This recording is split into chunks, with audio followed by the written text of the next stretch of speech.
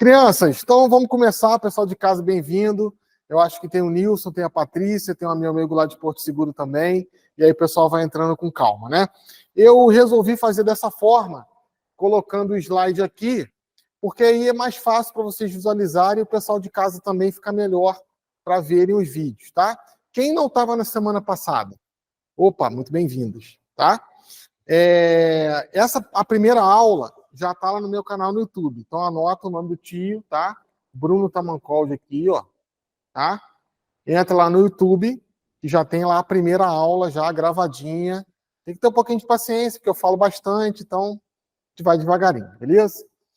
Na semana passada, eu falei um pouco quem eu sou, né, da minha formação, está lá no primeiro vídeo. Falei o que eu faço na igreja, tá? Acho que tu tá aqui, Patrícia. Patrícia, Nilson, ó a Patrícia aqui, Patrícia, tá vendo? Ó? Patrícia, o Nilson deve estar aqui em algum lugar também, ó. Pessoal que tá participando. Ó, Patrícia tá em todas, ó. Ó. Tô sim, o convite é sempre feito, eu aceito, com certeza. Patrícia, manda um abraço pro pessoal, o pessoal tá te ouvindo, fala de onde você é. Oi, boa noite, pessoal. Um abraço grande para todos. Sou de Recife, Pernambuco, logo ali, bem pertinho. Pelo sotaque a gente já percebeu, né? Isso, é inconfundível. Isso, maravilha. Isso aqui eu já falei, que eu faço assessoria técnica, tenho livros publicados pela Editora Voz, falei um pouco do que é o processo formativo.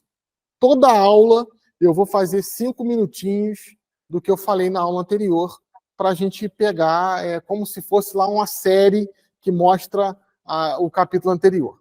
Falei um pouco do que é o processo formativo, que formar não é colocar em forma, tá? Para todo mundo sair igualzinho. Isso, na verdade, é deformação.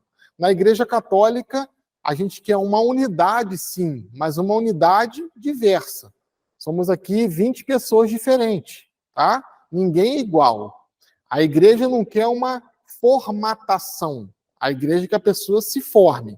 E o que é formação em si? É você se emancipar. É você parar, sair da sua prática, sair daquilo que você estava fazendo, sair daquilo que você, de repente, iria fazer agora, parar, ser iluminado por uma teoria, não algo que ainda não foi explicado, mas teoria de teoreses, tá? Ser iluminado e você reformular a sua prática. Toda essa explicação, que é muito bonita, não foi eu que inventei. Quem inventou foi o grego, lá na paideia, tá? Na paideia grega. Tá? O aluno, que era o alumen, que era aquele que não tem a luz, ele vai ser iluminado por uma teoresis e ele é conduzido pelo paidós, que é o pedagogo. Tá? Claro, se você fala isso na escola, que o aluno é sem luz, que tem que conduzir, que o pedagogo é aquele que conduz, você é quase morto, né? Porque a gente vive, infelizmente, né, dentro do processo de ensino-aprendizagem, uma pedagogia que é torta. Né? Hoje você falar aluno e professor, você já está sendo, como é que fala? Opressor. Cuidado com essas coisas, tá? Professor pressupõe alguém que não é melhor do que você, mas que se debruçou sobre um determinado momento da vida, sobre aquilo, e vai explicar aquilo de uma maneira pedagógica, tá? Falei um pouco que o objetivo do professor é tirar as dobras, explicar e não complicar, tá? E aí expliquei o que é, e falei bastante, isso foi basicamente o tópico da aula da semana passada, sobre o nosso material de estudo, sobre as referências bibliográficas. Claro que eu ainda não vou passar para vocês nenhuma referência bibliográfica, visto que a gente ainda está formando a turma, né? Tem gente entrando, então daqui a pouco eu vou pedir um livro para vocês, muito provavelmente esse aqui, que é a Introdução à História da Igreja, que é um livro bem simples, ilustrado, tem 2 volumes, é um livro robusto. Bruno, eu tenho que ler esse livro todo? Então, de repente, pode ser um livro de consulta, para você ter na sua casa, de repente, você ter curiosidade, você vai lá e pega o livro e dá uma olhada, tá? Esse aqui é um pouco mais robusto, do Christopher Dawson, e outros livros, tá? Paulo, Vida e Obra e Pensamento, Bíblia de Jerusalém, sempre a Bíblia de Jerusalém, tá? Nos meus estudos, eu sempre vou usar a Bíblia de Jerusalém, tá? Bruno, mas o nosso padre Giovanni, ele é o homem da CNBB na diocese, tem a Bíblia da CNBB, a Bíblia da CNBB é boa, é excelente, tá? Ah, Bruno, eu tenho a Bíblia da Ave Maria, aquela que fica do lado da minha cabeceira, uma Bíblia boa, é boa também, tá? Só que essa Bíblia aqui é a melhor tradução que temos no Brasil, tá? É uma Bíblia de estudo. Se você for para qualquer seminário ou para qualquer universidade de teologia católica, é essa Bíblia que a gente vai estudar, tá? Tem outras Bíblias, como a Bíblia do Peregrino, que também é da editora Paulus, que faz uma exegese completa. Depois eu vou explicar o que é isso, qual que é a ideia de uma exegese. O ideal é que você tenha em casa mais de uma Bíblia diferente, tá? Então, eu tenho uma mais simplesinha, que é para me rezar, e eu tenho uma Bíblia para me estudar. A Bíblia que eu rezo é a Bíblia da Ave Maria, só que eu estudo é de Jerusalém, tá? Um dicionário de filosofia, tá? E aqui um pouco de historiografia, tá? Nosso cronograma de estudo. Passei para vocês na semana passada. O que é história? Foi basicamente o que eu falei. História é um processo de investigação, tá? Falei para vocês também na semana passada bastante, está lá no vídeo, quem não viu pode ver, tá? Vídeo 1. Que para você fazer uma pergunta, muitas vezes pressupõe que você tenha um mínimo entendimento daquilo. Se você tiver um mínimo entendimento daquilo, fizer uma pergunta, a tua pergunta vai ser mais adequada e mais... existe uma possibilidade muito maior de você encontrar sucesso naquilo que você está perguntando. Em que sentido? Vamos colocar que você quer procurar uma imagem no Google. Tá? Você vai ver que eu vou trabalhar muito com história da arte, muito com imagem, tá? Os slides são basicamente imagens, tá? Tá, mas como é que eu faço para perguntar ao Google e para aparecer essa imagem? Percebe que todas as perguntas pressupõem um entendimento primeiro sobre aquilo que está se perguntando. Claro que não é uma pergunta ordinária no sentido de comum. Por exemplo, qual o seu nome? Mariana. É uma pergunta simples, tá? Aonde vocês moram? Nogueira. Uma pergunta simples, como nós perguntamos para Patrícia. Patrícia, você mora onde? Patrícia, de onde você é? Perguntas simples. Quando a gente está pesquisando algo e a gente faz perguntas agudas, a possibilidade de você encontrar uma resposta que é totalmente adequada àquilo que você está perguntando é muito maior. E é isso que a história vai fazer. A história não simplesmente vai dar respostas, mas ela vai dar instrumentos para que você faça perguntas corretas. Você faz uma pergunta errada, você não vai ter resposta nenhuma. Se você faz uma pergunta certa, bem elaborada, aguda, com todos os pontos, existe a possibilidade de você encontrar um caminho de pesquisa. A história serve, presta para isso, para que você aprenda a olhar a realidade, olhar os feitos e fatos do homem no tempo e no espaço e se faça a pergunta. Por exemplo, quem fez isso? Quando? Como? Com que objetivo? Essas são as perguntas agudas da história. Quem, como, quando e por quê? Vamos repetir? Quem, como, quando e por quê? Quem, como, quando e por quê? Quem, como, onde e por quê? Tá? Também? Tá? E aí tem a marca quem, quando, onde, como e por quê? Cinco pontos, tá? 5 pontos. Quem, quando, como, onde e por quê. Tá? Aí a ordem pode ser... a ordem não vai alterar. Porque quando você fala quem, quando, onde, tá? Por quê? Por que objetivo fez? Quando fez? Aonde fez? Por que fez? Quem fez? Você vai fechando o processo de investigação, tá? E, por exemplo, quando a gente começar a estudar a história do homem que nos fez estar aqui nesse momento, que é nosso Senhor Jesus Cristo, a gente vai fazer exatamente isso. Quem? Aonde? Quando? Como? E por quê? Tá? Os porquês vão tocar diretamente a nossa fé. O quando, o como, o aonde, são coisas que vão estar na periferia. Tá? Mas os porquês vão tocar diretamente a nossa fé. Isso é muito interessante.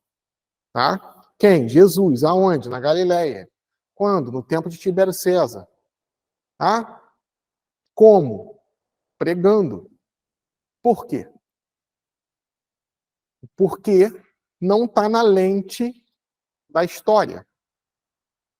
O porquê está em outra lente, que é a lente da teologia. O porquê, porque ele é Deus. E a gente vai estudar de uma outra maneira. Mas percebe quando você faz esse crivo de pergunta? Quem fez? Aonde fez? Quando fez? Por que fez? Como fez? Você vai passar a ser um investigador da história. Tá? Você vai passar a ser um historiador. Bruno, para ser um historiador, tem que fazer faculdade? Não. Basta ser um curioso. Tem muita gente que faz história e nunca pisou numa universidade. Tem muita gente que faz pesquisa robusta e nunca sentou numa cadeira universitária. A pesquisa histórica não pertence à universidade. Tá? A pesquisa histórica pertence a todo mundo que está dentro de uma realidade.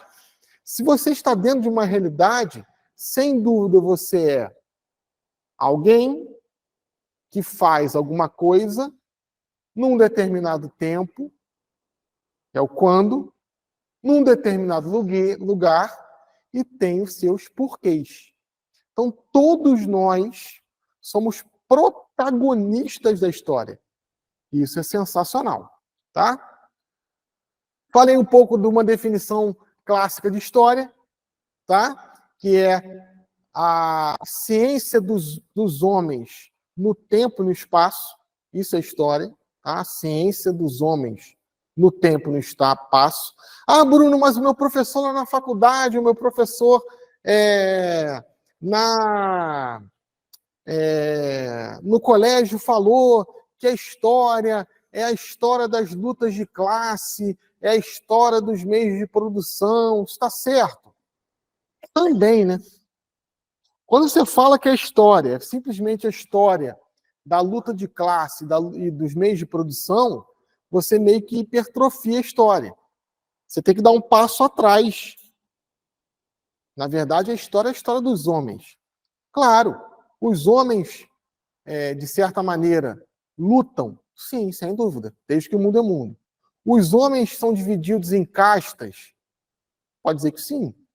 Tá? Os homens produzem? Produzem. Mas antes de pensar e antes de lutarem, eles são. E aí vem a mentalidade. O que rege a humanidade não é a mola mestra da economia ou a mola mestra dos meios de produção. O que move a humanidade é o que a humanidade pensa.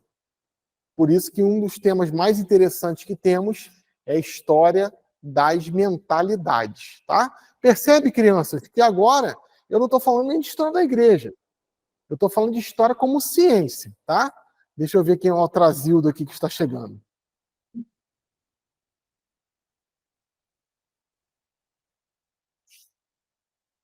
Nilson, que saudade de você.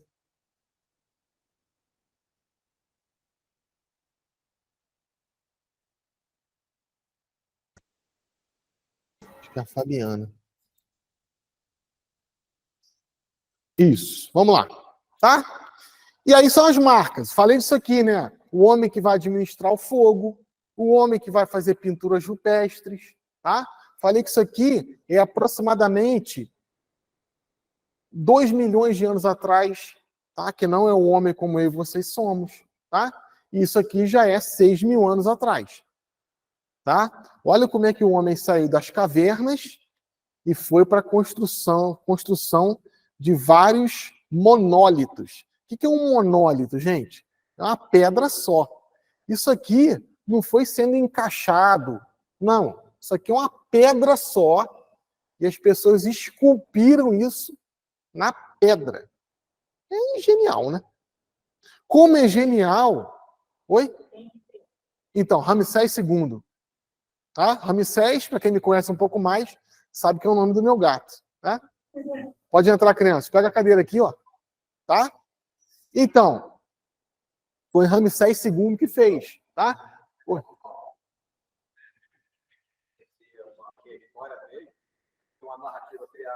Sim.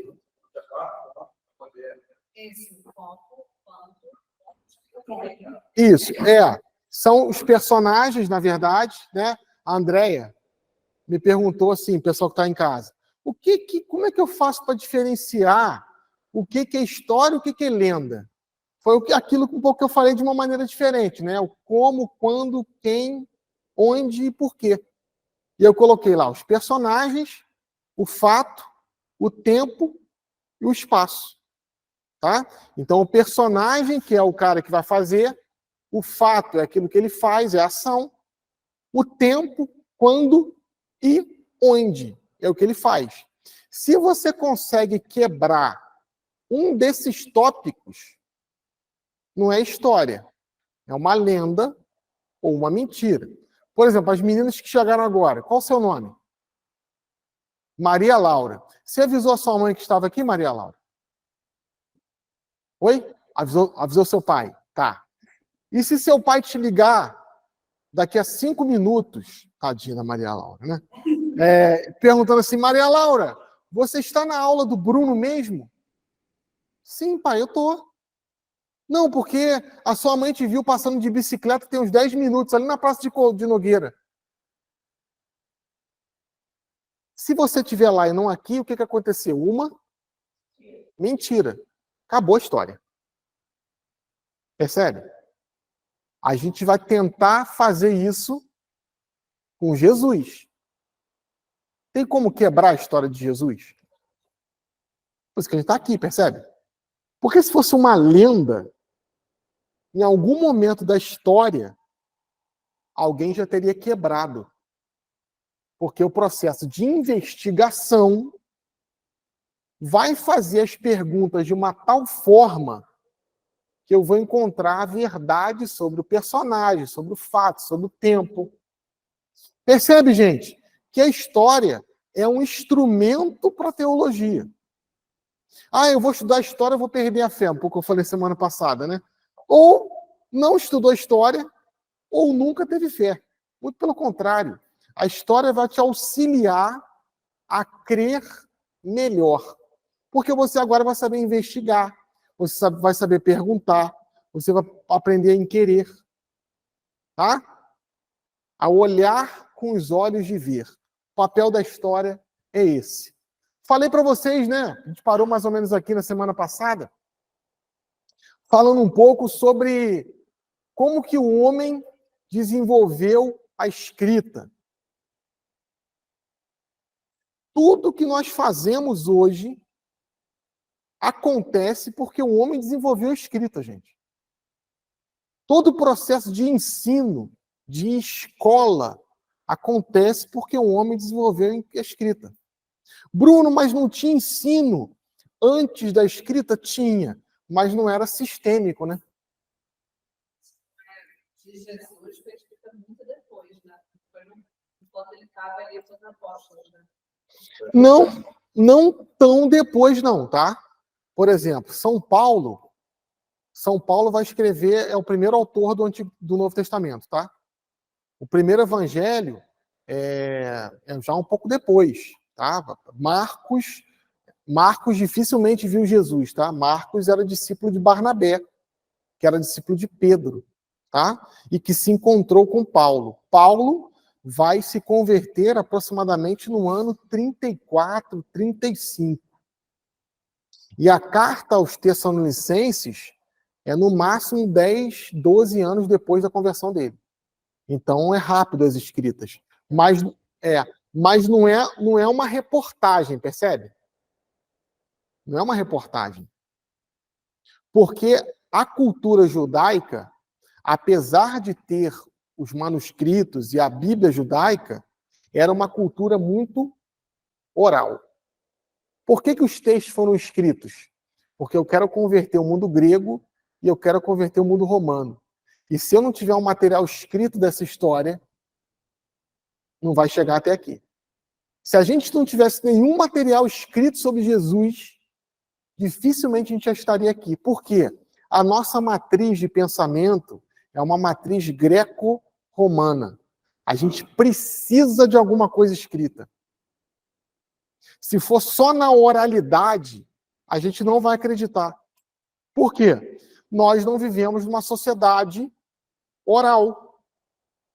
Nós vivemos numa sociedade que tem uma coisinha que o grego inventou, que é uma coisa genial, mas que dá trabalho, chamada burocracia. Não. Enquanto ele estava vivo, não. Os escritos são todos pós-mortem. Teve profecia, tá? O próprio João Batista vai profetizar, mas oralmente. Mas a gente vai ter, por exemplo, Isaías vai escrever 600 anos antes de Jesus. Oséias também. Tá? Falando, olha, virá um menino, ele sentará no trono de seu pai Davi, seu reino não terá fim, tá? Todo o cântico do servo sofredor, que não é Isaías exatamente que escreve, o livro de Isaías tem 3 partes, né? A gente vai explicar isso quando falar de Antigo Testamento, vai falar do servo sofredor. Tá? Ele levou sobre si as nossas iniquidades, o castigo que nos salva pesou sobre ele, fomos curados graças às suas feridas. É o crucificado, né? Só que isso é escrito 600 anos antes. Só que não é esse o tema agora, tá? Isso é um pouco mais para frente, tá? Eu estou falando do processo de escrita. Como é que isso aqui foi inventado? Percebe, Maria Laura, que o homem tirou isso aqui do nada. Do nada. Tá? Do nada. E as pessoas falam, hoje não se escreve como antigamente. Se escreve muito mais. Porque a gente está o tempo inteiro no WhatsApp. Mas você fala com figura. Tá, mas tem comunicação. Teve comunicação, beleza. Claro que antigamente se escrevia, né? O pessoal aqui que é mais jovem, né? Vocês, Maria Clara, Maria Laura, né? Antigamente tinha uma coisa chamada carta. Tá? Tinha que botar no correio. Correio é um negócio que você bota a carta e chega uma outra pessoa. Demora, tá? Demora um pouco. A notícia sempre chega com atraso, mas chega. Por exemplo, você comprava, eu vivi em seminário, e antes mesmo, eu sempre escrevi carta com uma certa desenvoltura, sempre gostei de escrever. A gente comprava bloco de papel de carta, que era fininho. Tá? E você podia mandar, de repente, 2 páginas frente e verso. E dava 1 centavo. Aí você comprava o selinho. Quem sabe de que era o selinho? Que tiver em casa pode falar. O que era o selinho? O selinho de quem? Nunca escreveram carta social. Alguém sabe em casa? Sabe ninguém? O selinho era do IP amarelo. Sabia? Ou lembrou?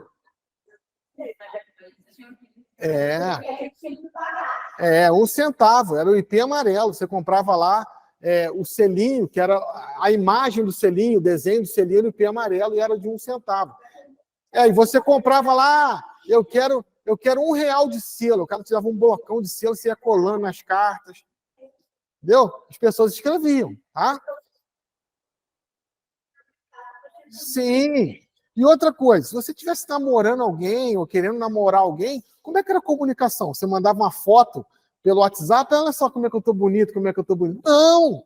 Você escrevia uma carta. Você borrifava perfume às vezes.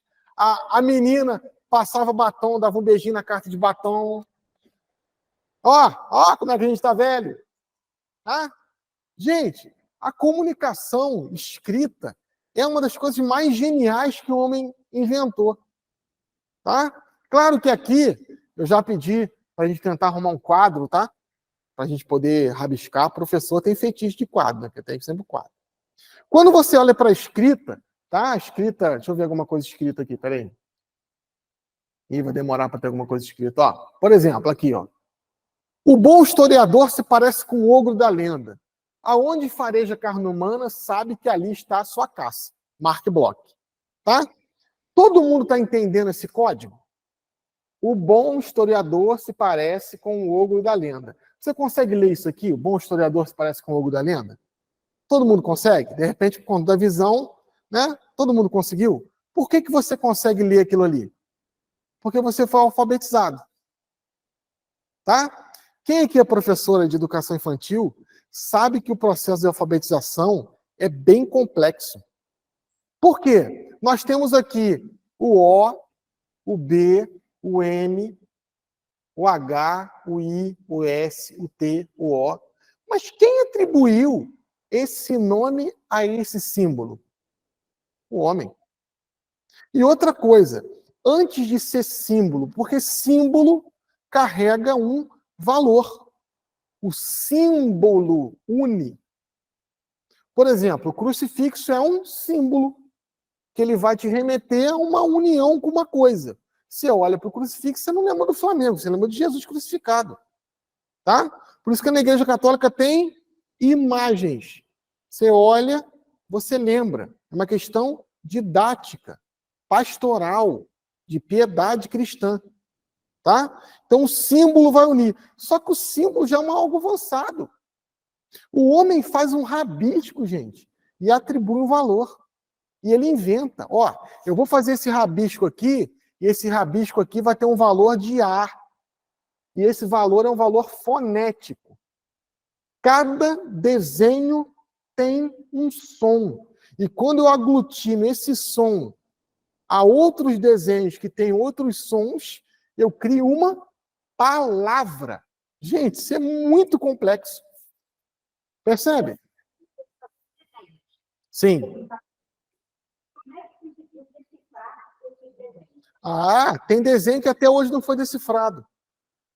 Por exemplo, se você for para os povos da Mesoamérica, maias, astecas, moches, ninguém tem nem noção do que eles escreveram. Até hoje. E outra coisa, a gente só sabe, olha como é que espanta, né? A gente só sabe o que o Egito escreveu lá nas pirâmides, porque teve um faraó que era grego, que era Alexandre Magno. Não sabia, não tem ideia. Tá? Claro que a escrita, tanto a escrita egípcia como a escrita maia, asteca, é uma escrita representativa, não é fonética. Tá? Então, por exemplo, lá os mexicanos têm lá a serpente emplumada, que é o deus lá deles. Se a serpente emplumada tiver uma determinada frase, significa isso. Se não tiver, significa outra coisa. A gente sabe algumas coisas, mas tudo não. Então o homem tira isso aqui do nada. Para mostrar o quê? Se você aprendeu a ler e escrever, você é capaz de fazer qualquer coisa, tá?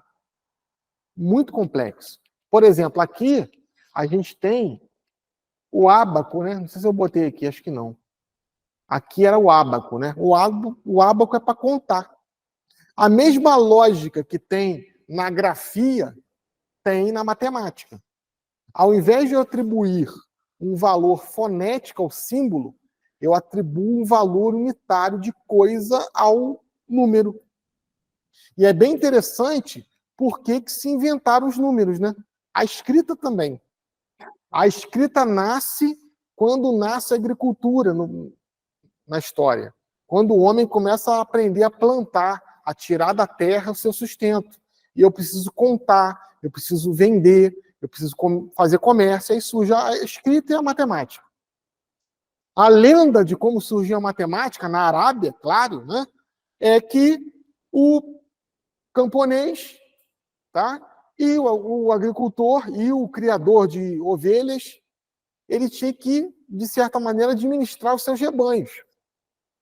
Então ele tinha lá um rebanho, e quando as ovelhas iam saindo, ele colocava pedras num cesto. Percebe que ele ainda não tinha o valor numérico, mas ele tinha a lógica da matemática. Então, por exemplo, ele atribuía uma pedra a uma ovelha. Só que ele não somava 47 pedras. Não, ele simplesmente fazia ali está contido, não está contido. Lembra? Está contido, não está contido? Então, por exemplo, ele tinha uma pedra. A ovelha saía, ele botava no saco. Quando as ovelhas iam entrando, ele ia tirando do saco. Se sobrasse pedra no saco, significava que tinha ovelha no campo. Só que depois ele começa a sistematizar isso. Porque as ovelhas começaram a crescer e não tinha pedra nem saco suficiente, né? E ele começa a fazer pequenos desenhos, são os números arábicos. Isso é genial, gente. Então a história se estuda dessa forma. A gente tem os judeus, que a gente vai estudar bastante, tá?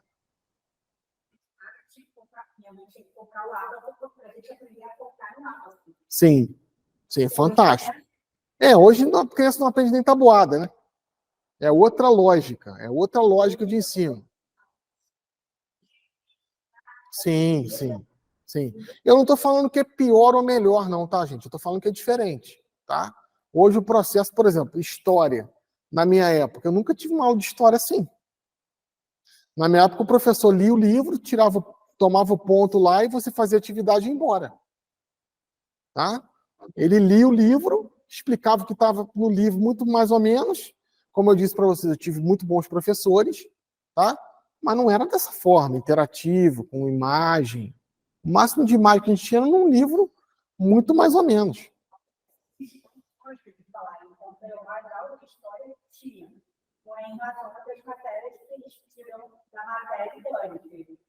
História, sociologia, filosofia, que falavam aqui. Sim. Aí a gente tem o mundo grego, tá? A gente teve na agricultura, como eu mostrei para vocês, a grande revolução tecnológica, tá? Lembro para vocês que tecnologia não é simplesmente uma coisa que acenda, tá? Tecnologia é uma coisa que ajuda o homem a viver melhor, tá? Então, por exemplo, uma cadeira é uma grande tecnologia. Tipo, o homem sentava no chão, tá? Enfim, aqui a gente vai ter a primeira grande revolução intelectual, que é a passagem do mito para o logos, da mitologia para a filosofia, tá? Claro que depois, quando a gente estudar judaísmo, eu vou mostrar que a primeira revolução intelectual é judaica, quando o judeu desencanta o mundo. E ele cria um processo chamado o desencantamento do mundo, porque ele vai falar que existe um Deus e não muitos deuses. Os politeístas acreditavam que existiam muitos deuses, então tudo era encantado, tudo era mágico. Tinha um Deus para cada coisa. Então, por exemplo, eu não posso olhar o sol porque o sol é Ra. Não, agora eu posso olhar o sol, porque eu sou judeu, eu acredito num Deus só. E o sol não é Deus. Eu acredito num Deus só, não um Deus sol. Agora eu posso olhar. Eu posso pegar uma pessoa e abrir para ver o que tem dentro, porque aquela pessoa não é Deus. Assim nasce o processo científico de investigação. Quando eu olho para as outras coisas e percebo que as coisas não são Deus e que existe um Deus que criou todas as coisas. Isso vai acontecer também no mundo grego, na filosofia. Na filosofia, a filosofia vai tentar sair da mitologia. O que é uma mitologia, gente? Mitologia é uma maneira de contar algo que eu não tenho uma explicação total sobre aquilo. Quer ver um exemplo? Uma vez o Levi-Strauss, que foi um grande naturalista, foi numa tribo brasileira, uma tribo mesmo, tá? De índios mesmo. E perguntou para o índio assim, tá? Você acha que a Terra é plana ou é redonda? E o índio lá, na cultura dele, falou, não, a Terra é plana. Lógico, a Terra é plana. Tá, mas como é que você explica que o Sol nasce todo dia no mesmo lugar? Olha que sagalidade. Ele falou, pô, você é um homem estudado, entende isso? É simples. O Sol nasce no mesmo lugar. Por quê? Quando ele chega no final do dia, ele apaga e volta apagado. O que é isso, gente? Uma mitologia. Percebe? Ele não compreendia que a Terra era redonda, ele vai criar uma história para tentar explicar aquilo dentro do mundo dele. Tá? A filosofia não. A filosofia vai investigar. A filosofia nasce de uma pergunta principal, original, de que é feita as coisas. Eu olho para a natureza e eu quero saber de que é feita as coisas. A filosofia é incapaz de responder todas as coisas. Então ela vai começar a escravizar outras coisas e criar outras disciplinas.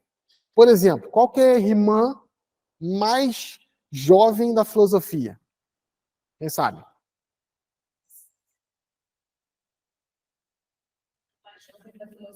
É a primeira disciplina que a filosofia vai criar. O Alexandre é professor de quê? Física. Primeira disciplina que a filosofia cria é a física. Olha como é que é estranho, né? Por quê? O que a física estuda? Os fenômenos da natureza. Tá? Então a física quer saber se o som reverbera, quanto tempo demora o som para chegar daqui até aí. Se eu estou andando de carro a tantos quilômetros por hora, subindo a serra tem tantos quilômetros, quanto tempo eu vou demorar se eu for nessa velocidade até Petrópolis? Física. A pergunta da filosofia é a seguinte: o que é o som? Se a física quer entender o que o som é no mundo físico, a filosofia quer entender o que é o som no mundo metafísico.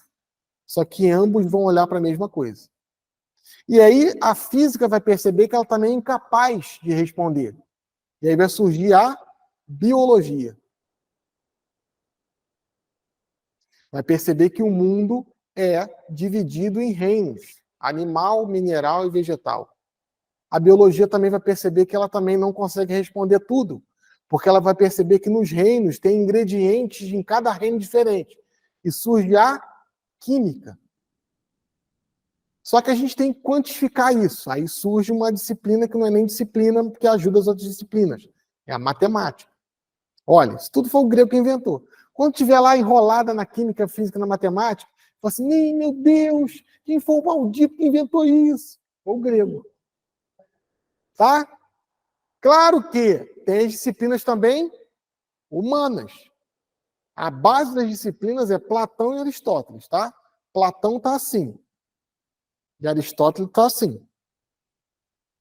Platão está apontando para o alto. E Aristóteles para a terra. Aristóteles é pai, a grosso modo, tá, crianças? Né? Recebi um comentário tão mal educado no YouTube, falando, professor, você foi simplista. Calma que a gente vai chegar lá, tá?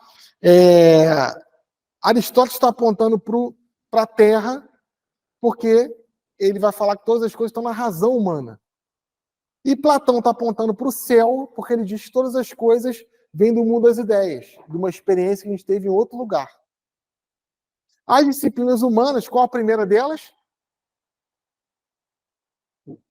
O direito. A filosofia é a mãe de todas, tá? O direito.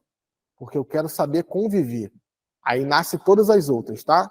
Sociologia, eu quero estudar a gente em sociedade. Geografia, aonde eu estou. Antropologia, que tipo de gente que eu sou. Tá? Aí eu tenho que estudar porque eu também tenho sentimento, eu também tenho a psique, psicologia. Tá? Só que o homem também fica doente. Aí eu pego a química, a física, a matemática e crio a farmacêutica, a botânica. E juntamente com a medicina. Só que eu tenho que também fazer cabanas, eu tenho que fazer um cálculo de estrutura. Aí eu pego a física e a matemática e crio a engenharia. Todos esses caras que inventaram. E tem que ter alguém para contar história. Tá? Eu estou contando isso para vocês. Tudo isso é uma revolução histórica e tecnológica. Tá? A gente tem o mundo romano, tá? Roma. Roma pegou tudo que a Grécia pensou e executou. Tá? Até hoje, esse projeto de estádio, de arena, é perfeito. Tem uma acústica perfeita. Você vai em alguns estádios, você grita, ninguém escuta nada. Você vai em alguns estádios, você fala assim, todo mundo escuta. E tem uma acústica perfeita. Quem inventou isso foi o romano. Interessante que esse estádio aqui era coberto, sabia? Roma. Sabia que era coberto? Quem manejava a cobertura do estádio em Roma era a marinha romana, que era feito com lona. Olha que coisa espetacular. Tá? Roma, sem dúvida nenhuma. Oi? Calma que eu vou chegar lá. Tá? E aí vem o cristianismo. Tá? O cristianismo dentro do Império Romano, de origem grega. Tá? Vem o mundo medieval, a queda do Império Romano. Tá? Portugal. Revolução Francesa, independência americana. A gente já está em 1800 aqui, tá? Independência do Brasil, Primeira Guerra Mundial. Tem sempre alguém rindo, né? Todo mundo sério. Essa foto é famosa, tá? As revoluções, Primeira Guerra Mundial, Segunda Guerra Mundial, o homem à Lua. Tem gente que não acredita que isso aconteceu até hoje, tá? Por que aconteceu isso aqui, gente? Quem sabe que data que é isso aqui? Você que está em casa, redobre sua atenção agora, tá? Por que aconteceu isso aqui? Queda do Muro de Berlim. Sabe que dia que foi isso? 16 de outubro de 1989. Por que aconteceu isso? Mas qual o motivo principal? Valendo um bombom. Oi? Não. Também. Na verdade, o Muro de Berlim caiu porque o Botafogo de Futebol e Regatas ficou 20 anos sem ser campeão. E foi campeão, aí foi um acontecimento tão cataclísmico ao Muro de Berlim. Tá? É uma brincadeira, tá? A queda do Muro de Berlim, sem dúvida nenhuma, é um dos acontecimentos principais do século XX, tá? Claro que tem que estudar as consequências, a influência da igreja, uma série de coisas, tá? Internet, tá? Maria Laura, nem nos nossos sonhos mais loucos a gente imaginaria a internet, tá? Eu, quando tinha a tua idade, eu jamais imaginaria a internet. Tudo que a gente faz hoje, Maria Clara, na internet, a gente só via em filmes de ficção científica. Nilson, por exemplo, Nilson, Patrícia, que está aí, que são também mais ou menos da minha idade. Você via essas coisas de chamada de vídeo na Jornada das Estrelas, né? A internet surge mais ou menos em 1987, 89, mas era uma rede... Oi? Isso, era uma rede privada, tá? Não era uma coisa aberta. Ela surge entre uma comunicação entre as universidades e depois vai se abrindo, tá? Aqui a gente já está em 11 de setembro, né? WhatsApp. WhatsApp 2011, né? Gente, é inacreditável. Por exemplo, o Alexandre disse que eu vou para vários lugares do Brasil, né? Agora, dia 30, eu estou indo para Porto Alegre. Eu nunca vi a pessoa. A pessoa já comprou passagem, já sei onde que eu vou ficar, já sei onde eu vou falar, já conversei lá com a irmã, já sei o tema. Eu nunca vi a pessoa. Foi tudo pela internet, tudo pelo WhatsApp. Foi chamado de vídeo, já resolvemos a programação. Olha, pensar como é que seria isso há 40 anos atrás. Um fax, de repente, por telefone, por carta. Tá? E outra coisa, telefone é uma coisa dificílima. Nem todo mundo tinha telefone na época. Tá? O bom historiador se parece com o ogro da lenda. Aonde fareja carne humana, sabe que ali está a sua caça. Então, o homem ainda é a parte principal do processo historiográfico. Tá? Ó, fonte histórica é tudo aquilo que é produzido pelo homem. Tudo que o homem produz é fonte histórica. O homem colocou a mão, é história. Tá? Claro que tem a história micro e a história macro. Tem a história grande e a história pequena. Não que ela tenha uma importância pequena ou uma importância grande. Só que os acontecimentos históricos, eles têm um certo grau de importância. Por exemplo, o Bruno Tamancold está vindo aqui dar um curso toda terça-feira em Nogueira. E nós estamos com as janelas abertas, né? Até daqui a pouco, porque daqui a pouco vai estar um frio desgraçado aqui. Tá? Beleza. Isso é um acontecimento histórico? Sem dúvida. Tá? Sem dúvida. Mas perceba que eu tenho uma relevância diocesana. Sou uma pessoa normal. Tá? Agora imagina que eu estou lá em Cracóvia e o Carol Voltila está me dando aula de catequese. Esse cara vai ser papa. Eu não vou ser papa, tá? Podem ficar tranquilos. Entende? Por exemplo, o meu filho casou. Meu filho não casou, não, tem 16 anos. Mas vamos lá. O meu filho casou. Como é que foi esse acontecimento? É um casamento. Ah, o filho da rainha da Inglaterra casou. Percebe que é diferente? É importante o casamento do meu filho mais do que o casamento do filho da rainha da Inglaterra. Mas, de uma maneira global, uma coisa que tem mais importância, mais relevância do que outra. Tá? Então, tudo que o homem coloca a mão, ele tem importância. Por exemplo, eu falei para vocês que eu estou lá no texto de Teresinha de Lisieux, né? Santa Teresinha do Menino Jesus da Sagrada Face. Tá? Ela morreu, entrou com 15 anos no Carmelo, morreu com 24, ficou 500 semanas no Carmelo, 9 anos, e morreu como uma desconhecida. Nem as irmãs consideravam ela. Quando Teresinha morreu, foi um velório muito simples. Porque o pai já era morto, a mãe já era morta, todas as irmãs estavam no Carmelo. Leônia estava nas visitandinas, conseguiu vir. Morreu como uma pessoa desconhecida. Porém, quando pegaram o que ela escreveu, menos de 5 anos depois, já estava acontecendo milhares de milagres.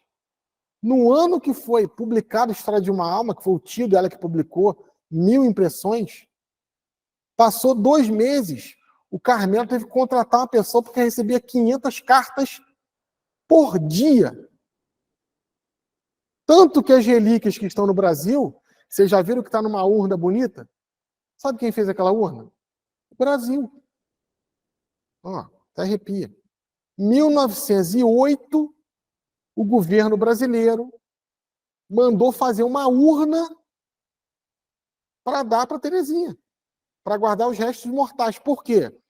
Foi a segunda língua a ser traduzida. A História de uma Alma, português foi a segunda língua.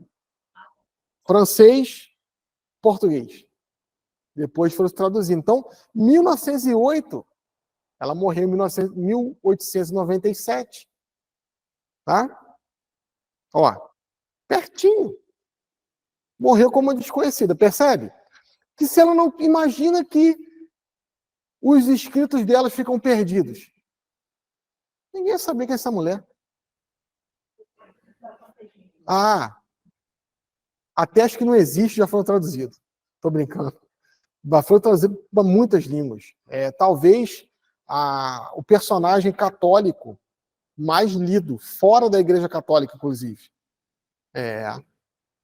Tem muitas pessoas que não são católicas que leem Teresinha de Lisieux porque ela é uma mística, né? Vale muito a pena a leitura, tá? Agora, o livro mais lido depois da Bíblia era o livro que era a fonte de inspiração para ela, que era, quem sabe? Imitação de Cristo, tá? Era o livrinho que era o livrinho de cabeceira dela, tá? Ó, marcas no tempo e no espaço, tá? E aí a pergunta que eu faço, né, que é uma pergunta talvez um pouco indigesta, né? Se você morrer, quanto tempo vai demorar para as pessoas esquecerem que você existiu?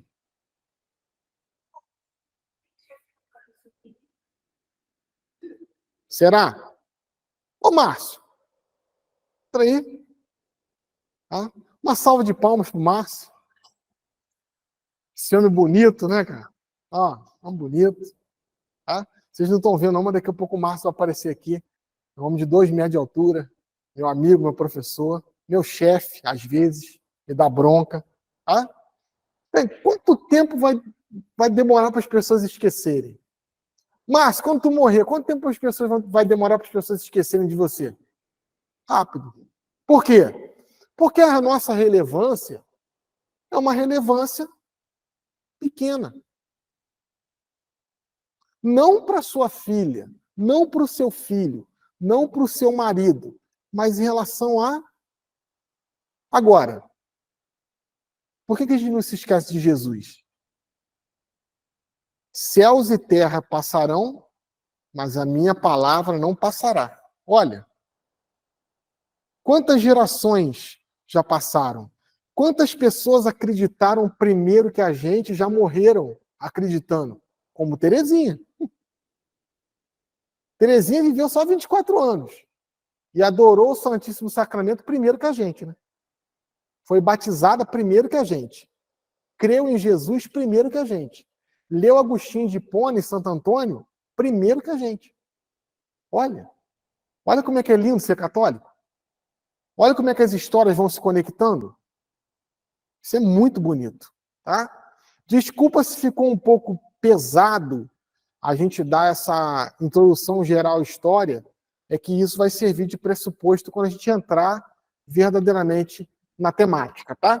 Como eu disse para vocês, as fontes podem ser escritas, iconográficas, orais e materiais, tá? O que é uma fonte escrita? A gente tem a Bíblia. A gente coloca, então, o cristianismo, o judaísmo, numa outra categoria de crença, né? Porque tem livro.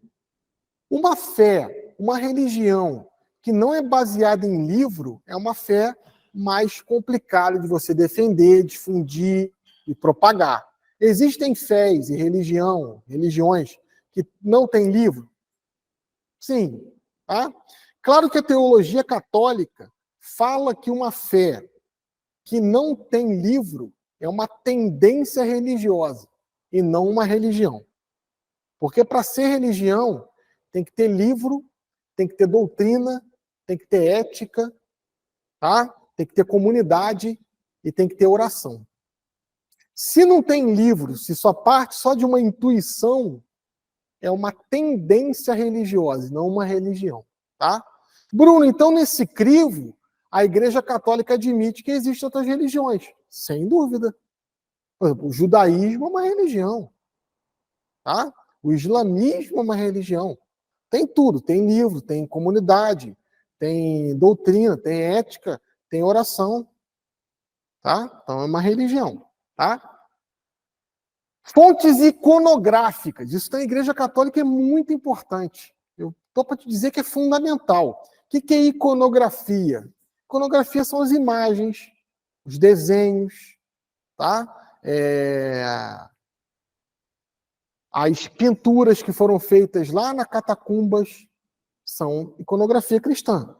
Por exemplo, meu segundo livro, O Querigma nas Cartas de São Paulo, que vocês vão ter contato mais tarde, vou trazer para vocês, ele tem uma figura que foi encontrada em 2009 nas catacumbas de Santa Tecla. O que aconteceu? Tiraram uma fotografia digital, fizeram uma recriação digital da imagem, isso em 2009, e foi um brasileiro lá de São Paulo, chamado Fábio Tucci Fará. Eu entrei em contato com o Fábio cedeu a imagem para mim, e está no meu livro. Era uma imagem inédita, que ninguém nunca tinha visto. Estava debaixo de massa, tinta. Foram restaurando, cavando, acharam uma imagem. São Paulo, careca, narigudo, baixinho, né, nariz aquilino, São Paulo. Uma coisa fantástica. Tá? E a gente tem imagens do primeiro século. Bruno, por que na Igreja Católica tem imagens? Porque o cristianismo católico foi convertendo um mundo que, além de ter a escrita, como eu disse para vocês, era altamente representativo, era altamente iconoclasta. Era um mundo cheio de imagens e representações. O mundo grego-romano, gente, greco-romano, tinha imagens dos seus antepassados dentro das casas. Então, por exemplo, minha mãe, Dona Ângela, que Deus a tenha em bom lugar, ia ter na minha casa uma imagem da Dona Ângela. O que eu ia colocar lá para Dona Ângela? Comida, incenso. O cristianismo chegou e destruiu isso? Não. Deu um outro sentido. Tá? Deu um outro sentido. Cristianizou aquilo. Tá? Olha, agora a gente vai fazer imagem, não dos nossos parentes, mas vamos fazer imagem dos heróis do cristianismo. Quando eu vejo São Paulo uma imagem, eu não vou lembrar do João Vitor, que é meu filho, eu vou lembrar de São Paulo. E eu vou lembrar que existe um herói na fé, que acreditou primeiro que eu, como Santa Teresinha do Menino Jesus, percebe? A iconoclastia serve para isso. E aí temos fontes menores, que são fontes orais e fontes materiais. As fontes orais e as fontes materiais, elas precisam ser interpretadas. Tá? Por exemplo, se o Márcio chegar para mim e falar assim, Bruno, eu moro aqui em Nogueira, e eu vim aqui quando era pequeno, e aqui em Nogueira tinha a história de um lobisomem. O lobisomem de Itaipava, que passava aqui por Nogueira. Tá? Aí uma outra pessoa fala isso. Tinha um lobisomem. Aí uma outra pessoa fala isso. Tinha um lobisomem. Se todo mundo fala que tinha um lobisomem, a gente pode começar o quê? A investigar. Tá? Mas depois você vai descobrir que era um senhor que roubava as roupas à noite. Escuro. Estava escuro, ninguém viu o cara. Forte. E era o lobisomem, percebe? O lobisomem roubou. Não deixa não que o lobisomem vai passar. O velho do saco. É isso. Tá? A fonte oral é assim. Tá? Bruno, como é que a fonte oral é fidedigna? Como é que a fonte oral pode ser crível? Como é que a fonte oral pode dar crédito à fonte oral? Quando tem embate de fonte oral. Por exemplo, a gente vai chegar lá, tá? Os 4 evangelhos foram escritos, não foram? Só que a pregação de Jesus foi feita por ele mesmo e não tinha texto, tinha? Não, foi feito de maneira oral. Jesus começa o seu ministério na Galileia quando ele tem 30 anos, é uma data canônica, tá? Uma convenção canônica, 30 anos. E ele prega na Galileia, ele prega na Samaria, e ele chega até Jerusalém. Em Jerusalém ele é preso, condenado, açoitado e morto. Ponto. No terceiro dia, ressuscita.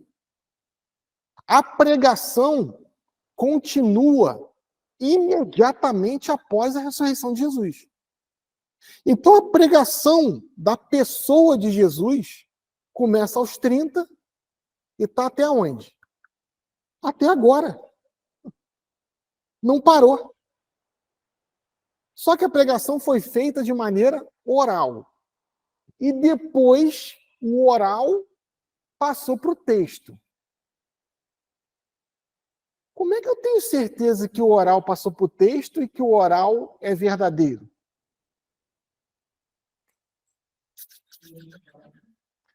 Contrapondo. Por exemplo, vamos pegar aqui só para vocês entenderem o que é uma fonte escrita, o que é uma fonte iconográfica, o que é uma fonte oral, o que é uma fonte material. Por exemplo, Mateus. Tá? Não o primeiro evangelista historiograficamente, o primeiro é Marcos, mas o primeiro evangelista no cânone bíblico, tá? Mateus foi testemunho ocular, não foi? Jesus passou e disse: Levi, filho de Jonas, vem, segue-me. E viu, testemunho ocular. Então, eu em um monte de texto, eu separo isso. Porque essa pessoa viu, essa pessoa ouviu Jesus. Então, se uma pessoa que viu Jesus, andou com Jesus, falou com Jesus e escreveu, opa, eu separo.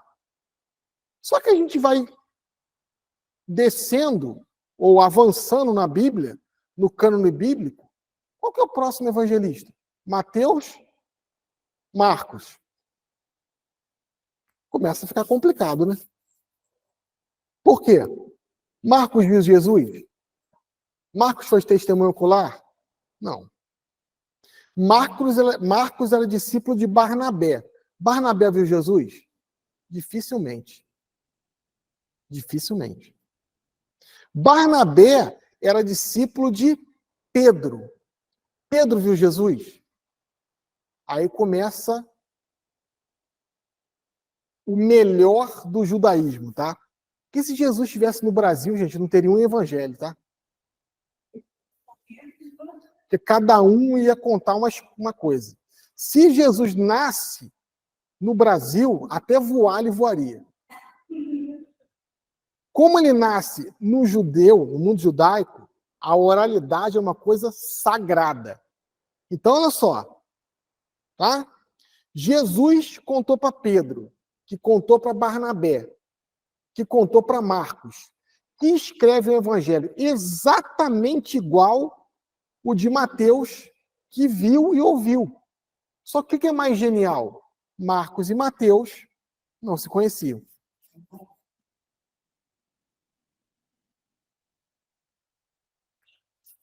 Separa. E assim acontece com os outros.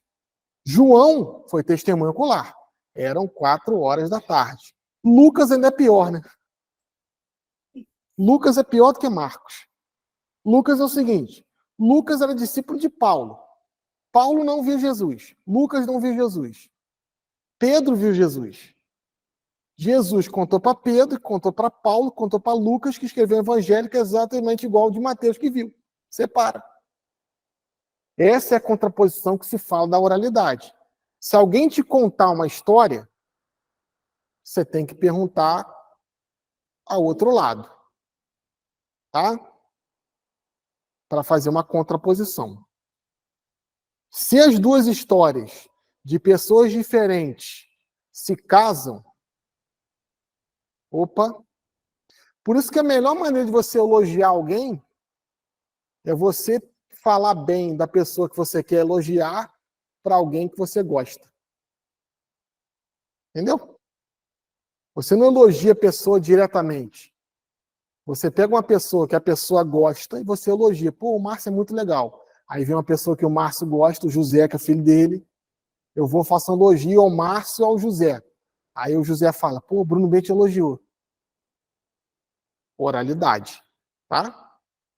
Mais um pouquinho, não fiquem cansados, tá?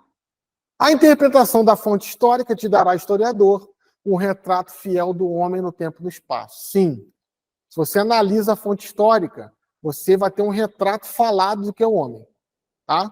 E hoje em dia é muito fácil, né? O que a gente veste, o que a gente compra, o que a gente come, o que a gente consome, o que a gente escuta, dá para fazer um panorama de uma pessoa. Tá? Você vai no lixo da pessoa, tem um monte de fralda, tem criança na casa. Você vai na casa da pessoa, tem fralda com um número maior, tem algum doente na casa. Fácil. Tá? Então a investigação se dá dessa forma. E a gente vai pegar esse recorte que foi feito nessas duas aulas e vão aplicar na história da igreja. Todo esse processo investigativo, de análise de fonte, de contraposição oral, a gente vai pegar e vai recortar na história da igreja, tá? Mas esse assunto para terça-feira que vem. E a gente para por aqui. Glória ao Pai, ao Filho e ao Espírito Santo, como era no princípio, agora e sempre. Amém.